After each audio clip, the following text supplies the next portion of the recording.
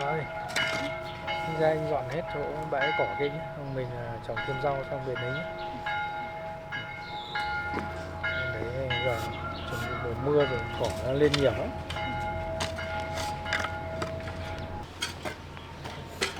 Anh ra làm hết chỗ cỏ kia rằng vợ chồng mình này trồng thêm rau sang đấy nhỉ. Mày ơi, mấy hôm nay chả thấy tin tức gì của mẹ. Mình đi tìm suốt thế mà cũng không thấy tin tức của mẹ. Không biết mẹ giờ ở đâu, như thế nào. Anh thấy lo lắm. Không biết mẹ là trốn sang Campuchia với bố, không biết là có phải sang đấy thật không nhỉ?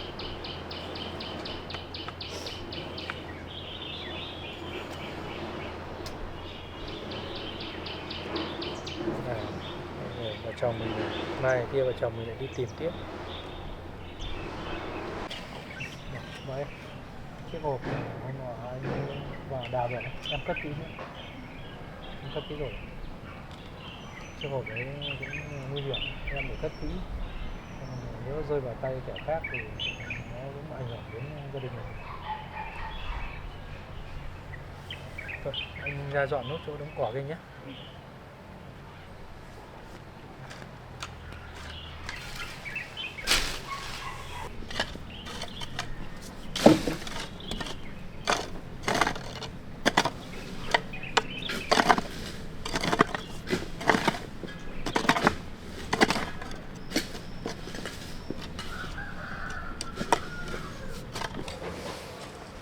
Ôi chết rồi, bậc chết em bốc chết rồi.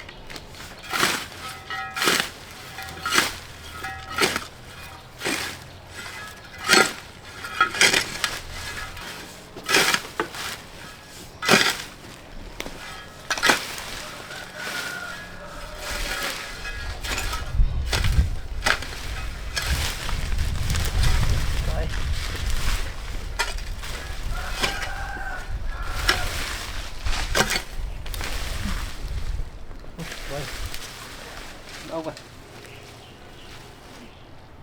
Đâu xên hết.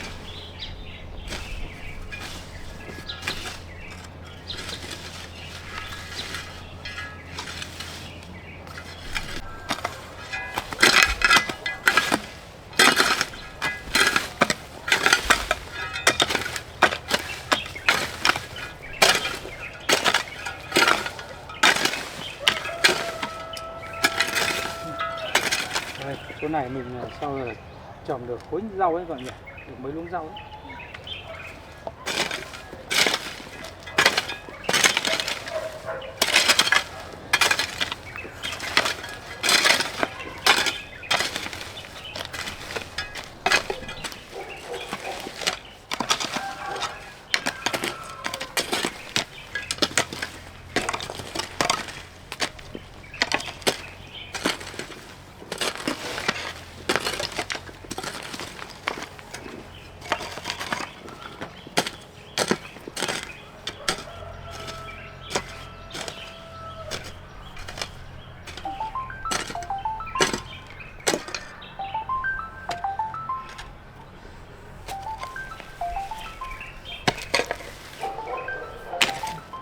Cái cục gọi lạ này em nhỉ?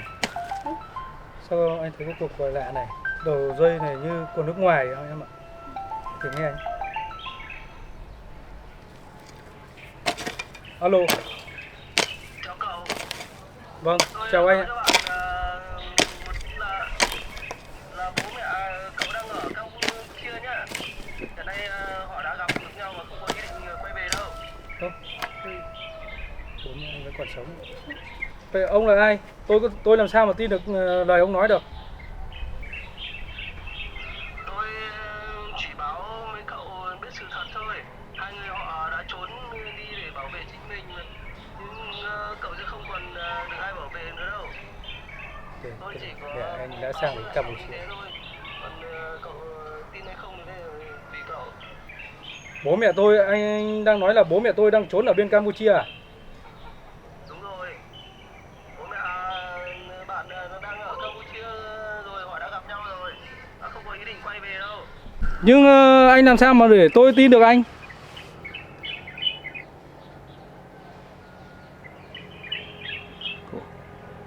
Khả năng người này mình có thể tin được người này không nhỉ?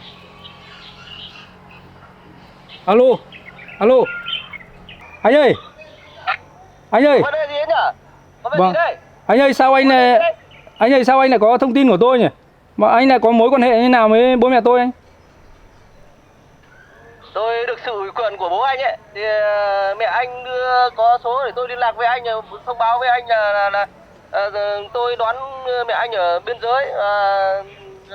Hai vợ chồng họ gặp nhau rồi, không có ý định về Việt Nam đâu. Thì vợ chồng cậu ở nhà chuyên tâm làm ăn, phát triển. Vậy thì... mà tôi bảo đây, bà có nhờ tôi là anh có thấy cái hộp của bà ấy, cất kỹ đi, đừng để cho ai biết. Vậy anh cho tôi, có thể cho tôi gặp bố mẹ tôi được không? Tôi không, hiện tại tôi không ở gần chỗ bố mẹ anh nhá. Tôi chỉ có thông báo với anh như thế thôi. Vậy anh ơi, làm cách nào để vợ chồng tôi có thể sang gặp được bố mẹ tôi được không? Cái này tôi liên hệ với lại bạn sau nhá. Anh ơi, cho tôi gặp bố mẹ tôi được không? Họ tắt máy luôn rồi em. Vậy là mẹ đã trốn sang Campuchia ở với bố. Nếu mà người này gọi về mà nói về chiếc hộp thì chắc chắn là bố mẹ đã sang đấy. Mẹ đã dặn cậu này gọi cho mình. Vậy là người này chắc chắn sẽ rất là thân cận với lại bố của anh. Và mẹ sẽ biết người này.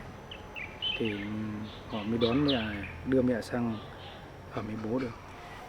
Vì quan trọng nhất là cái chiếc hộp mẹ đến bây giờ mẹ mới nói cho anh biết cái hộp được giấu ở dưới vườn nhà mình, mà mẹ đã giấu anh mấy chục năm, mà người này đã biết được chiếc hộp đấy, chứng tỏ là bố mẹ và người này rất là thân mật với nhau.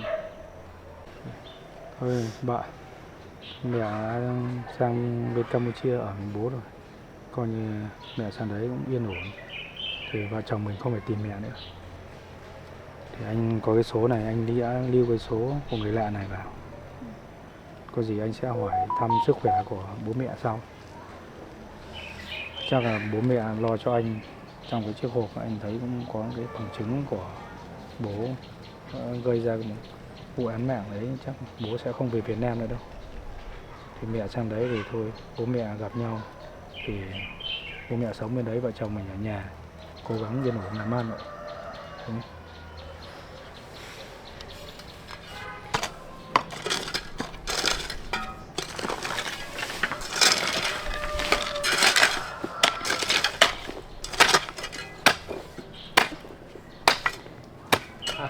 Anh Mập ơi, hôm qua ở trên tòa án ấy, cũng thu lại hết cái số tiền mà con Tuyền đã lừa đảo ấy, và trả lại hết cho người bị hại rồi. Thì anh cũng nhận tiền rồi. Anh cũng đang tính như này, có khi mình mang trả cho cậu Tuấn số tiền mà cậu ấy cho vay, vợ chồng mình vay, rồi sang bên nhà trả cho cậu, vợ chồng cậu ấy. Mình cảm ơn hai em giúp đỡ mình trong thời gian qua, để mai khi vợ chồng mình được nghỉ thì vợ chồng mình sang chơi nhé, vừa sang chơi vừa trả cho em ấy luôn, để em lấy tiền làm ăn. Vợ chồng em ấy cũng tốt vợ chồng mình nhiều rồi, thì mình cũng nên trả cho vợ chồng em ấy.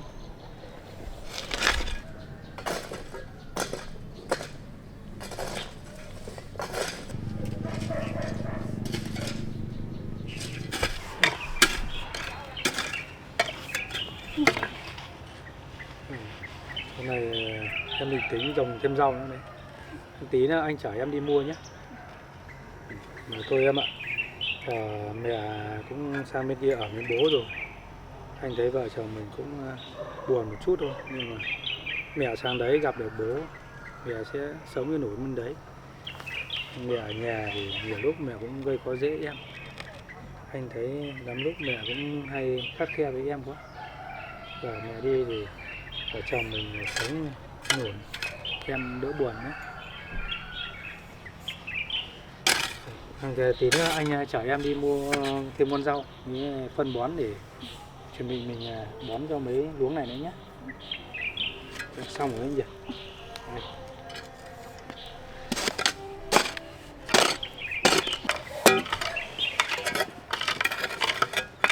Rồi, thôi mình tranh thủ mình đi mua thêm mấy con rau nữa nhé. Mua ít con rau về đây mình trồng mấy luống này nữa, rồi phân bón nữa. Tranh thủ được nghỉ luôn, đưa em đi nhé.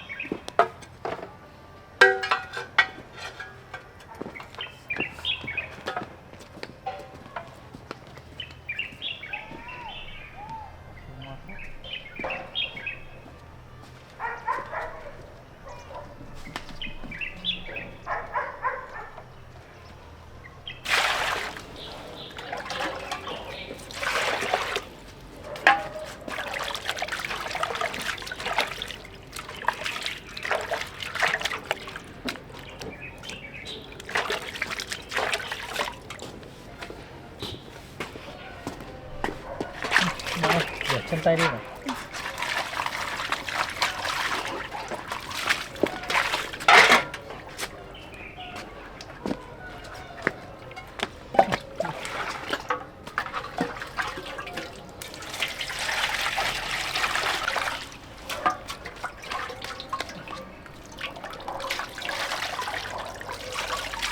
Nước mát đây này.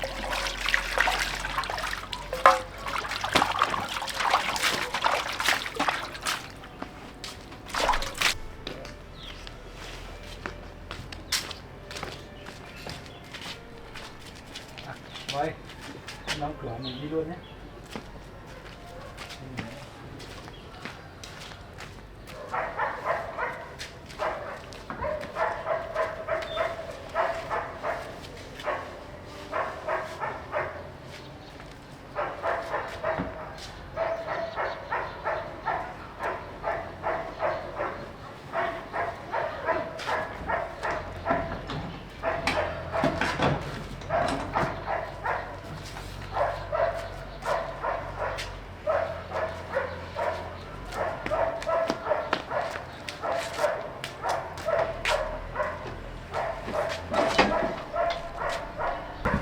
Mình đi nhé.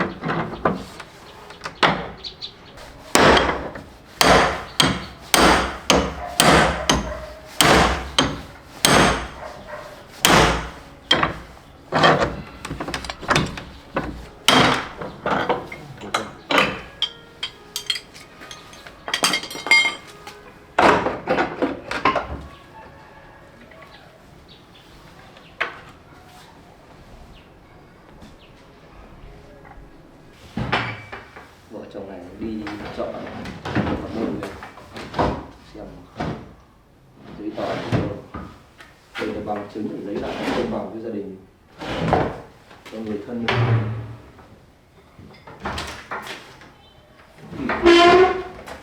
Kỹ đấy.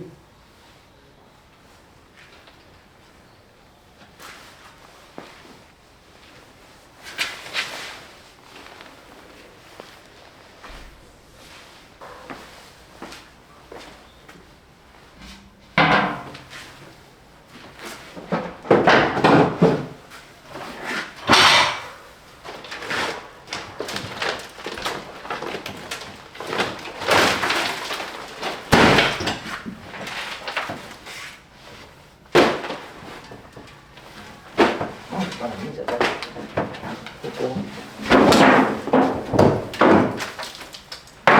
ở đây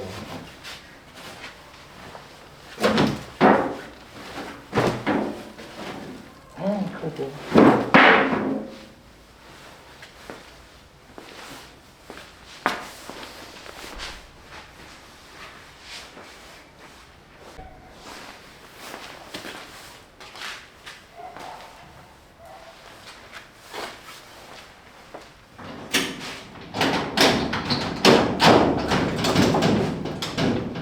Khóa chắc chắn là có khóa.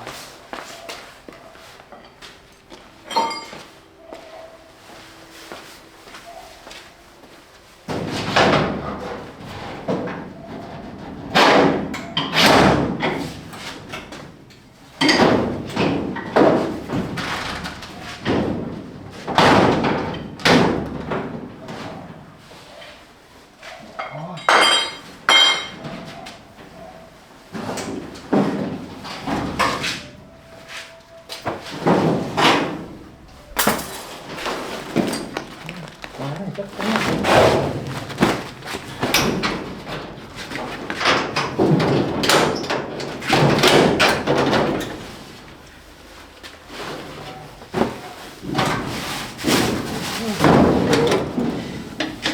hộp chung dành bên kia hộp này.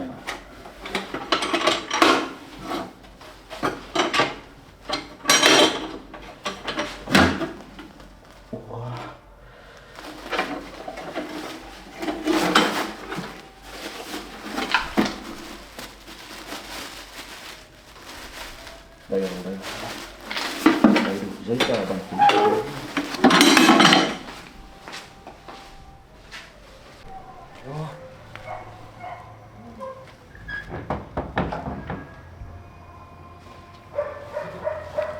Lục công an. Lục công an có mày kiếp.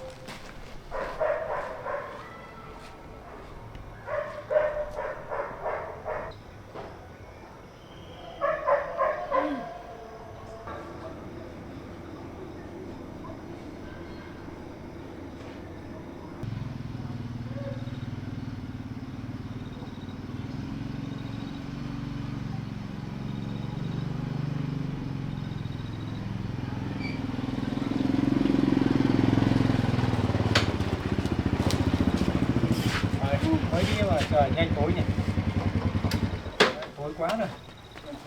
Em cất đi để anh lên anh mở cửa rồi vợ chồng mình nấu ăn nhé.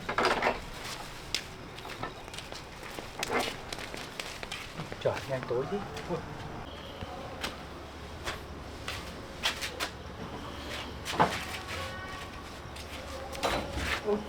Bố ơi, hôm nay đi em có khóa cửa cẩn thận không? Không phá đâu. Có kẻ đột nhập vào nhà mình nhá. Ui, bố ơi, có kẻ nào đột nhập vào nhà mình rồi?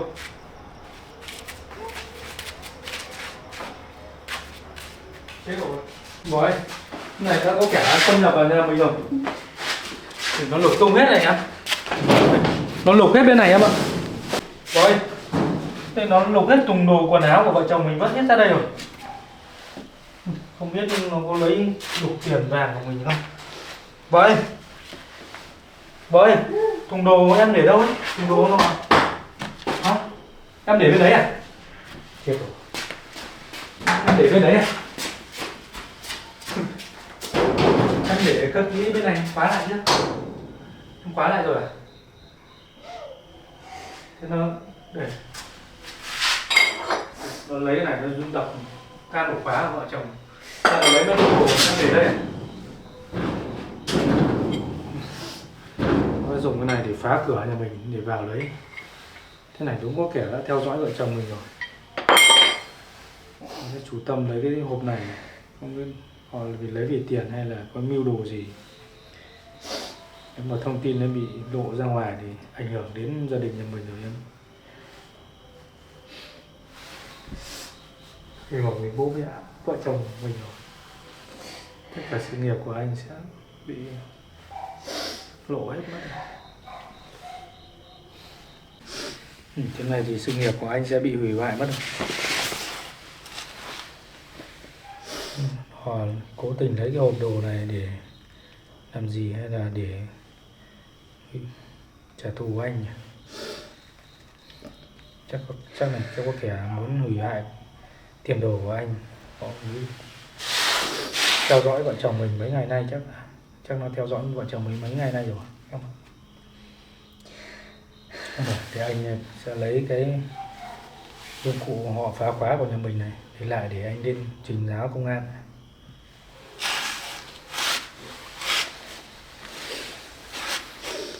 Đấy, cái báo anh đi.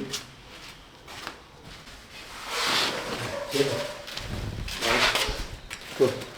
Bỏ dọn đi. Anh lấy cái vật chứng của họ. Anh sẽ để cái bằng chứng này ra để mai trên cơ quan báo. À, vậy thiếu ông tiền vàng nhà để em có để vào trong cái hộp được không? Không à? Cất ở trong buồng à? Cái này thì chắc anh nghĩ nó chỉ chủ yếu là tìm cái hộp và lấy cái hộp có thông tin của bố mẹ ở trong đấy liên quan đến cái vụ án ngày xưa của bố mẹ. Chúng này anh sẽ báo cơ quan để tìm ra anh kẻ đột nhập vào nhà mình. Mà có khi anh không nghĩ, có khi là kẻ này có thể liên quan đến thân nhân của họ năm xưa mà đã bị mất, bị hại bố mẹ hại chết đấy. Giờ họ quay lại tìm lấy bằng chứng để báo lại cơ quan trả thù gia đình nhà mình nhé. Vì tiền vàng họ không lấy mà chỉ cố ý lấy cái hộp này để anh nghĩ chắc chắn chỉ có thân nhân của họ thôi.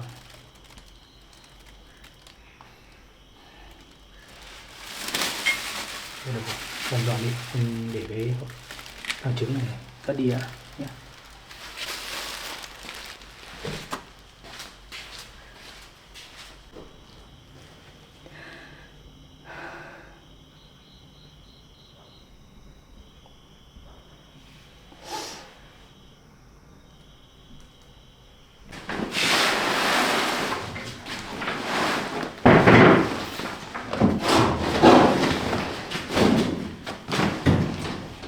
Được rồi, trả lời chỉ cố ý lấy cái hộp thôi, còn tiền vàng thì mình vẫn không bị mất. Để vợ chồng mình dọn dẹp sang nấu cơm nghỉ ngơi để nghe ngóng thông tin xem cái này sẽ làm cái bước thứ hai họ sẽ làm cái gì ạ. Còn mai anh sẽ lên cơ quan, anh sẽ báo án là lấy trên tay cái món ai đã cậy nhà mình ngày hôm nay.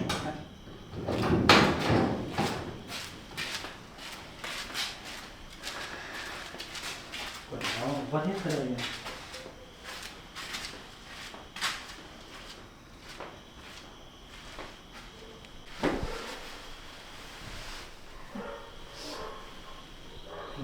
Và anh nghĩ cái kẻ này đã cố tình lấy đi chiếc hộp đấy, họ sẽ sớm có thông quay trở lại và sẽ hành động tiếp cho em.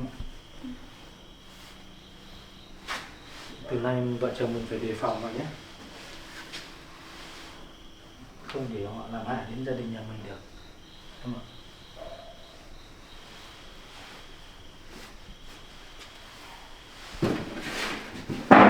Quần áo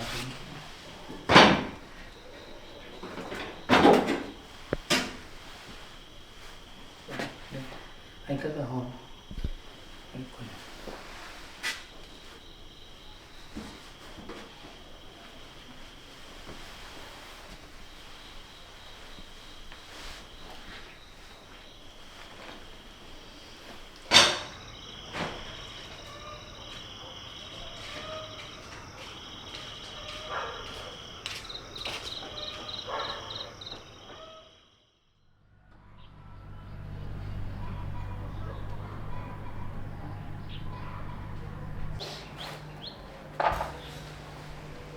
Vậy anh nghĩ này, tiền mình đã lấy lại về rồi, để nhà cũng không yên tâm. Thì tính ngày hôm nay mình mang sang trả vợ chồng em Hoa Tuấn. Tiền bây giờ mình có thì mình trả cho vợ chồng em ấy luôn. Tiền để sang chơi với vợ chồng em đấy, thăm cháu So. Cũng lâu lắm vợ chồng mình không sang. Trộm này giờ nó cũng mình không thể đề phòng được em. Biết đâu nó lại quay lại nó lấy. Hôm trước cái trộm nó vào nó đục tỏi lấy đi mất cái hộp đấy rồi, anh nghĩ chắc là nó sẽ sớm lộ diện rồi em. Mình không thể tránh được. Thế em không vào lấy tiền, mình đi sang giải em Tuấn.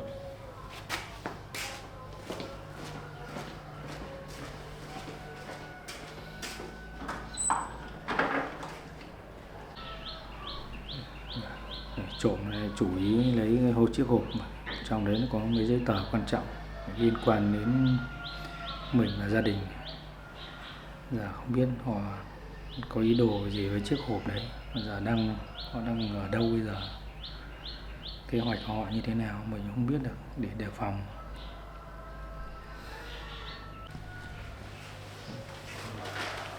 Biết là họ lấy chiếc hộp đấy với ý đồ trả thù mình hay là cái ý đồ gì nữa. Tiền đây này. Đến chợ sang cho So. Cho vào chồng mình đi nữa.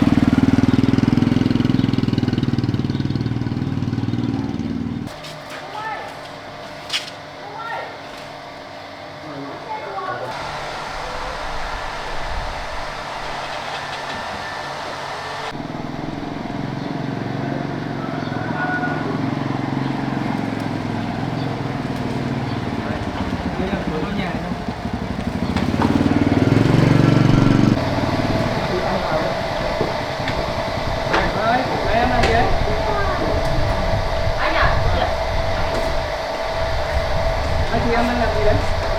Mình đang nấu ăn cá.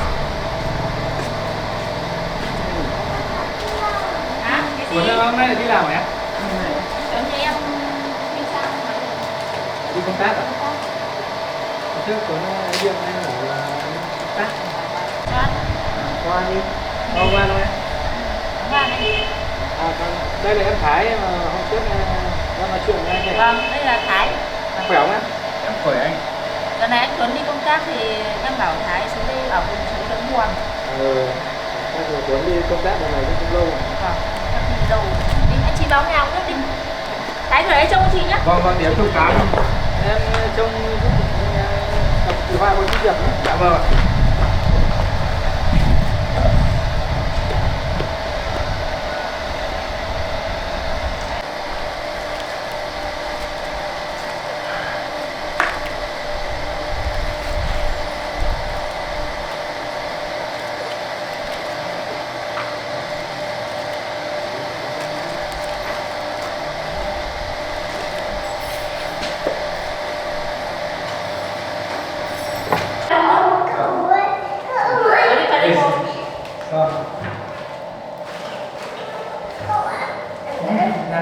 nhé.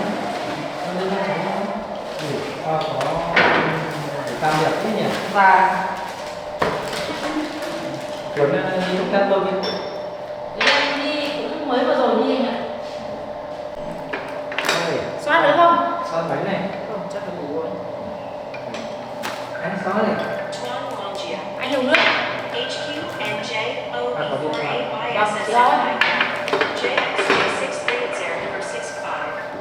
ơi. Vâng. Ai gọi em mà không nghe điện thoại? Chắc cái bác mà gọi bán hoa quả anh ạ. Bác gọi em sang chắc tí em nghe gọi lại. Vâng, được rồi. Hôm nay vợ chồng anh Sang có chút việc nên là hôm trước vợ chồng đang giúp đỡ anh chị số tiền. Chị vừa lấy lại được tiền rồi, anh chị mang sang gửi lại vợ chồng em. Anh chị có hay là anh chị đi vay ở đâu? Hay bây giờ mình cầm đấy, em chưa cần đến. Hôm trước là nghe anh đầu tư bệnh viện thì Vâng. qua trước là tòa án xét xử thì đã trao trả lại cho mẹ anh rồi. À thế ạ? Thì anh nhận lại được số tiền rồi thì anh trả cho em. Trước thì nhà có trộm thì nó lục gọi hay là anh cũng không yên tâm. Thế ạ? Đấy.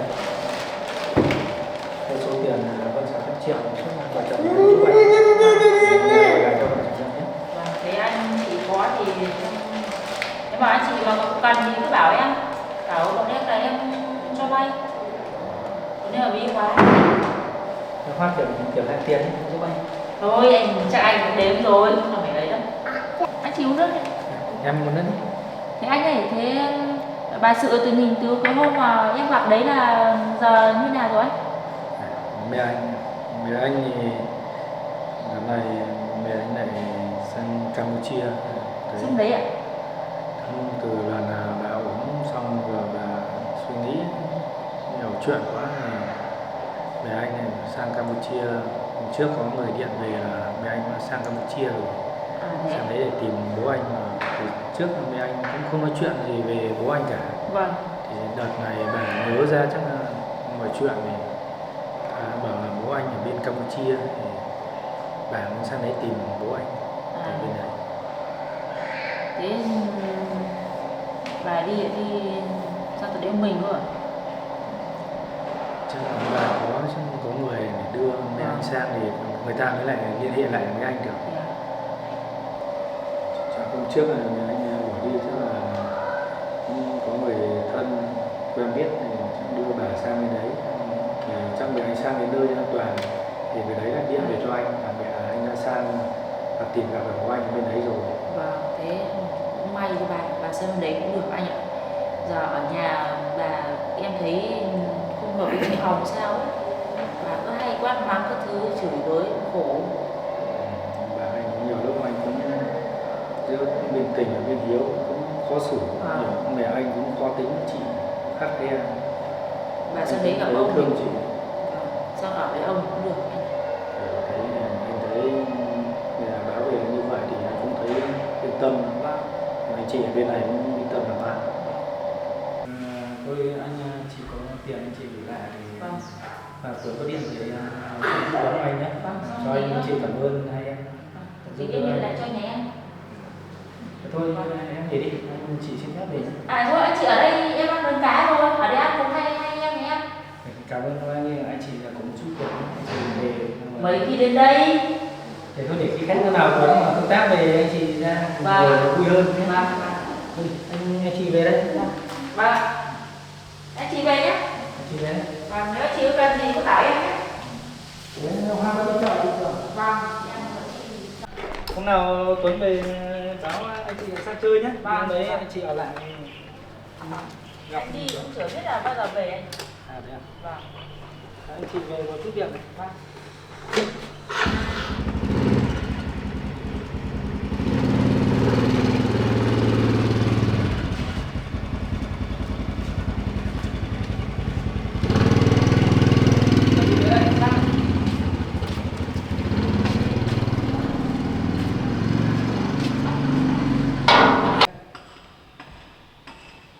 Đấy cậu hay. Hôm trước là có một người ta mang cái hòm đồ, trong đấy có giấy tờ liên quan đến gia đình anh Thảo. Mà trước có vụ án đấy là vụ án của liên quan đến bố mẹ của anh Thảo, là liên quan đến vụ án giết người. Ngày xưa đã bị đình chỉ nhưng bây giờ là hôm qua họ giao một cái bằng chứng, thì bây giờ chúng ta lại tiếp tục để làm hồ sơ tiếp, điều tra tiếp.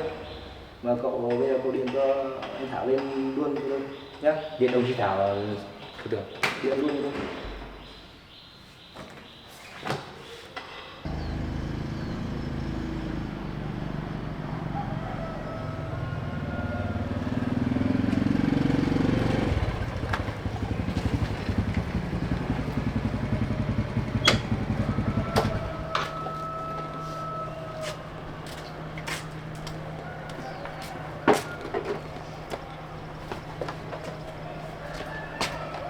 Đấy, qua mở cửa.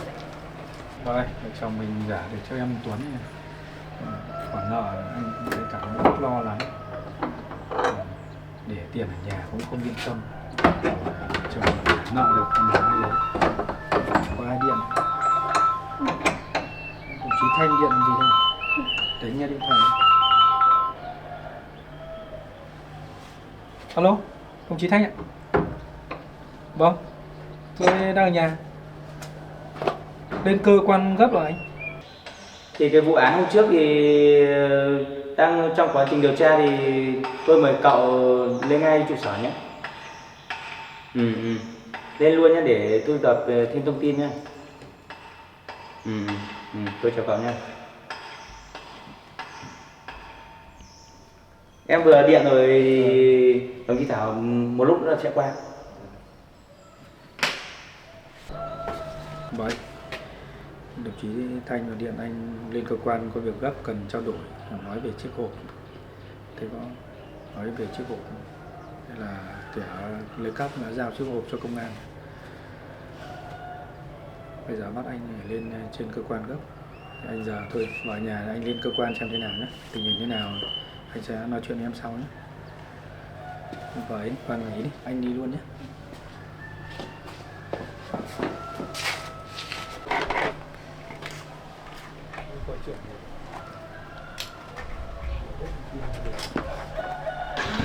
Em cứ đi nhà tắm nghỉ ngơi.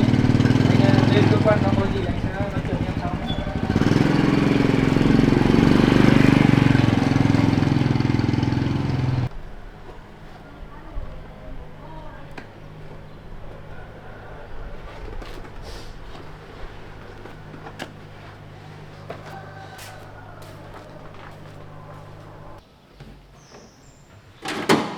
Đây cái hòm đồ này hôm qua có người giao cho nhỉ?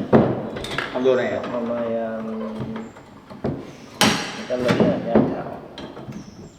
Hòm này là chắc lâu lắm rồi đúng không nhỉ?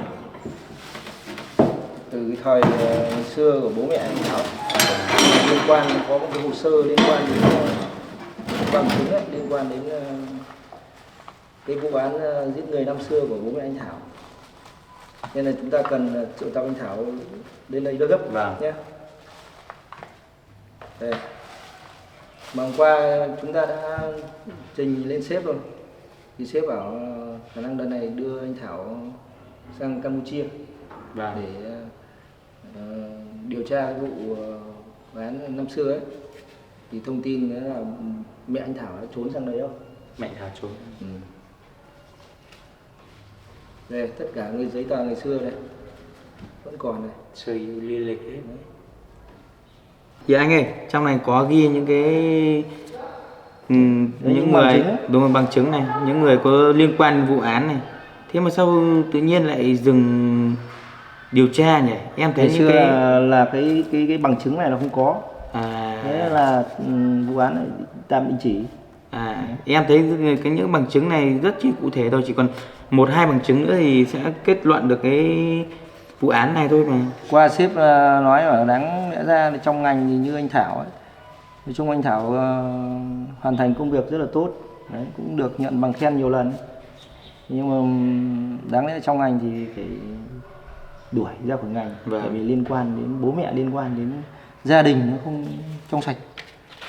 Nhưng mà đợt này sếp nói bảo cho anh Thảo một cơ hội Vâng. Anh đã sang bên Campuchia để trực tiếp điều tra vụ án này và tìm gặp bố mẹ của anh Thảo để đưa về Việt Nam chúng ta phục hồi cái hồ sơ này để điều tra tiếp. Vâng.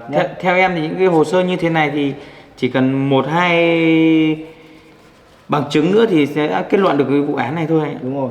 Rồi còn nhân chứng nữa thôi. Vâng. Đấy. Nhân chứng quan trọng là bà Sự và bố của anh Thảo. Vâng, vâng. Rồi xong rồi chúng ta đợi anh Thảo lên đây xong rồi nói chuyện với anh Thảo. Vâng. Về cái chuyến công tác này nhé. Đấy cái vụ án của gia đình của Thảo thì trước đó là bị đình chỉ và bây giờ có bằng chứng rồi thì đợi cậu Thảo lên xếp qua bàn với chúng ta. Vâng. Theo em những cái bằng chứng này đều liên quan đến chỗ bố anh Thảo nên là không hiểu tại sao trước thì lại Chào hai đồng chí ạ. Chào đồng chí Đảng mà được. Vâng. Hai đồng chí tôi lên có vấn đề gì? Thay vào chiếc hộp ở đây kiểu nó lạ mặt, lấy chiếc hộp vào ra một cái công an này chân mọi chuyện chắc bại lộ hết rồi.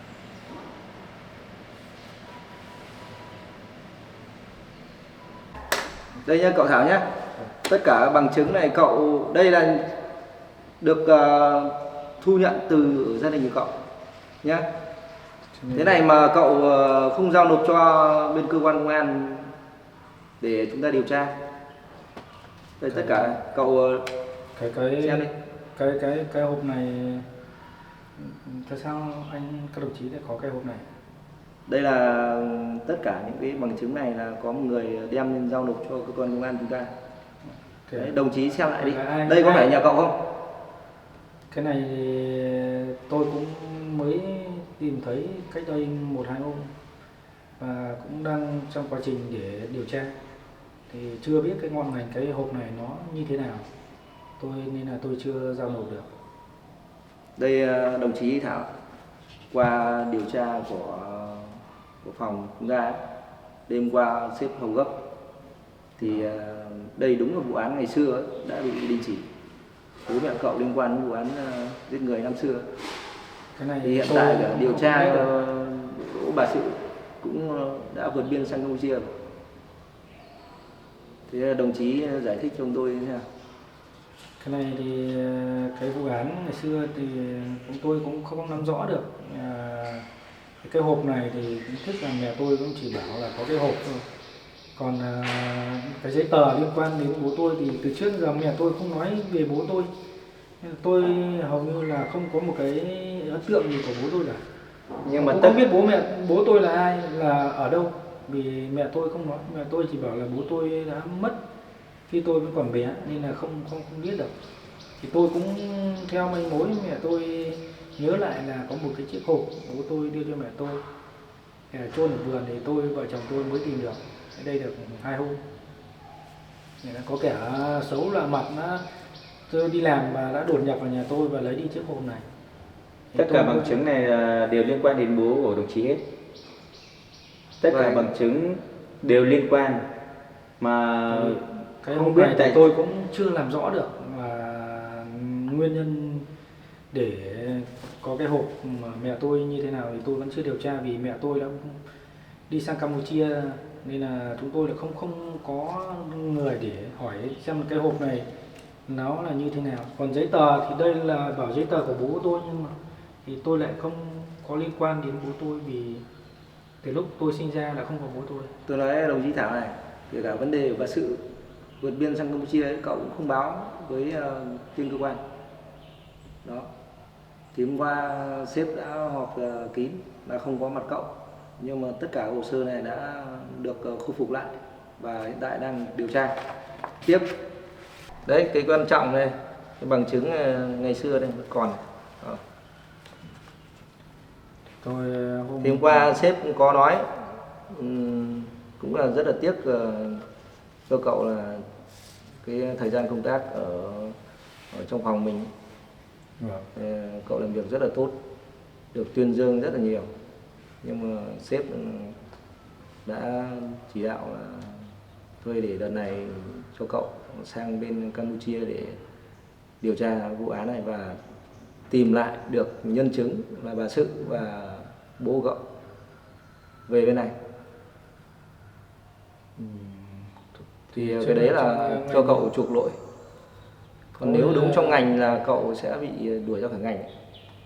Tôi các đồng chí đã tin tưởng và giao phó cho tôi cũng đang công tác trong ngành thì nhận mọi sự ủy thác của cấp trên. Nếu điều chúng tôi đi sang Campuchia để điều tra, tôi sẽ sẵn sàng. Rồi sau đấy sẽ có quyết định của cấp trên để đưa cậu sang Campuchia để hợp tác và cùng điều tra nhé. Cũng rất là mong cậu là hợp tác và đưa được nhân chứng về đây. Còn vật chứng chúng ta đã có rồi. Đấy, theo chỉ đạo của sếp là như vậy nhé, cậu Thảo. Và đợt này sếp chỉ đạo là có cậu Thanh và cậu Tuấn là đi cùng với cậu sang đấy. Thì rất mong cậu hợp tác để chúng ta mang nhân chứng về đây. Cho dù là bố mẹ của cậu nhưng mà đã là phạm tội thì chúng ta phải đưa về đây để chúng ta điều tra tiếp vụ án này nhé. Tôi cũng đang là người thi hành pháp luật, tôi hứa sẽ nghiêm minh chính trị để hoàn thành nhiệm vụ cấp trên đề ra. Tôi rất là cần cái sự liêm khiết ở trong cái vụ án nhé. Tôi rất mong cậu hợp tác và cậu Thanh. Vâng. Cậu sẽ đi cùng với cậu Thảo và cậu Tuấn. Sang đó chúng ta đem nhân chứng về đây. Còn vật chứng chúng ta có rồi. Vâng. Nhé. Thì bây giờ cậu và cậu Thanh, cậu Tuấn về chuẩn bị quân đi ra